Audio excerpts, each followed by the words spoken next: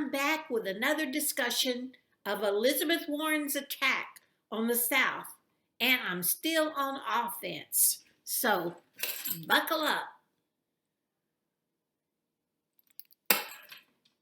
In 2021, Massachusetts Senator Elizabeth Warren ignited plans for the NDAA, National Defense Authorization Act, to remove military bases named for our honorable and esteemed Confederate leaders, as well as the removal of our beautiful Confederate Reconciliation Monument in Arlington Cemetery. Now, here's a copy of it. Senator Warren and Massachusetts are wrong to look to the Confederacy to punish for slavery when the southern states inherited slavery. Let me repeat that. They inherited slavery. Senator Warren and Massachusetts don't have to look far to accuse someone of slavery.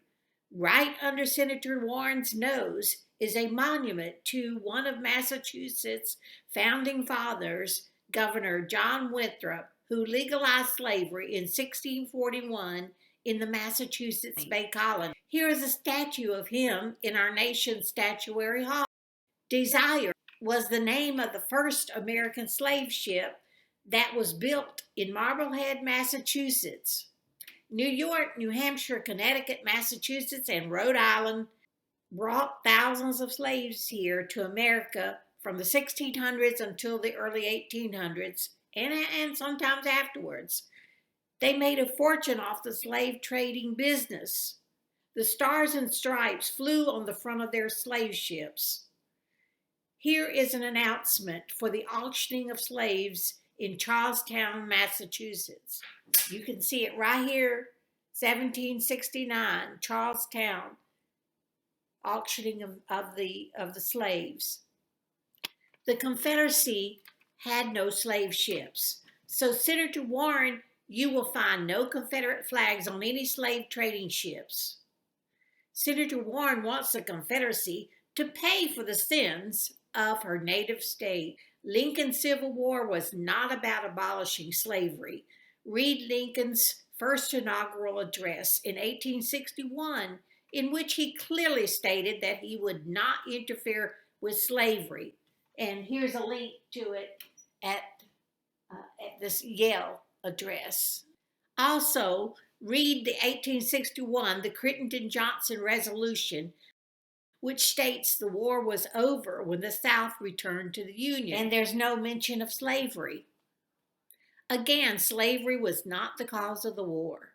Senator Warren in 1861, the North illegally invaded the South and caused the murder of hundreds of Southerners, burned down thousands of homes, churches, schools, businesses, destroyed crops, threw dead animals into wells, causing illness and death if well water was consumed. What Northern troops couldn't steal, they destroyed. In fact, here's a list of 58 Southern towns that were destroyed by Union forces, leaving thousands of women, children, and elderly homeless and starving. 58 Southern towns they destroyed. The Southern people have been waiting over 155 years for apologies and reparations for the war crimes of Lincoln, the war crimes of Union generals William Sherman, war crimes of Philip Sheridan, Ulysses Grant, and their Union troops.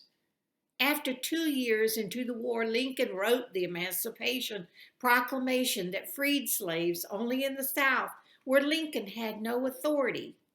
He was hoping slaves would revolt in the South and soldiers would have to return home to protect their families and deal with the revolt. Lincoln's Emancipation Proclamation failed to mention slavery in these border states that were a part of Lincoln's Union: Maryland, Kentucky, Missouri, Delaware, and West Virginia. In fact, Lincoln welcomed West Virginia into the United States as a slave state in 1863.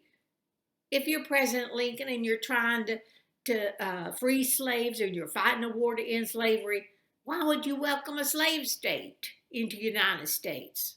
Makes no sense. Lincoln welcomed these border states into the Union even though they allowed slavery. Inclusion of the border states helped Lincoln strategically. The fact that they allowed slavery was not criteria for omission. This is more proof that slavery was not the cause of the war. Lincoln's invasion of the South was for the purpose of forcing the South back into the Union, as the North was dependent on Southern tariffs and the North did manufacturing and shipping for the South. The North lost this revenue when the South seceded. When Senator Warren made her 2021 speech attacking the South, she continuously said that Confederates fought the Civil War to defend chattel slavery. And she said that over and over and over and over. That is a lie.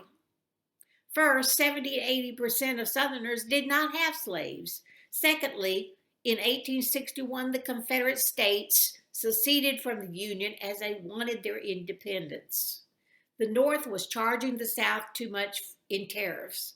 Read about the Morrill Tariff, Morrill. This law, which taxed imports into the United States, was unfair to Southern states, which caused them to secede from the Union.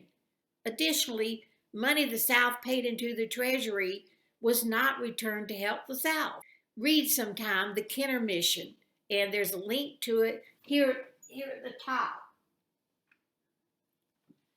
Confederate President Jefferson Davis sent Louisiana Representative Duncan Kenner to England and France in early 1865 to seek their support if the South ended slavery. The South wanted its independence and was willing to free slaves to do so. And there's proof in periodicals of this time period that the Southern states discussed freeing slaves years prior to the end of the war. Recently, Virginia Democrats removed the monument to our beloved and honorable General Lee, Robert E. Lee, from Washington Statuary Hall.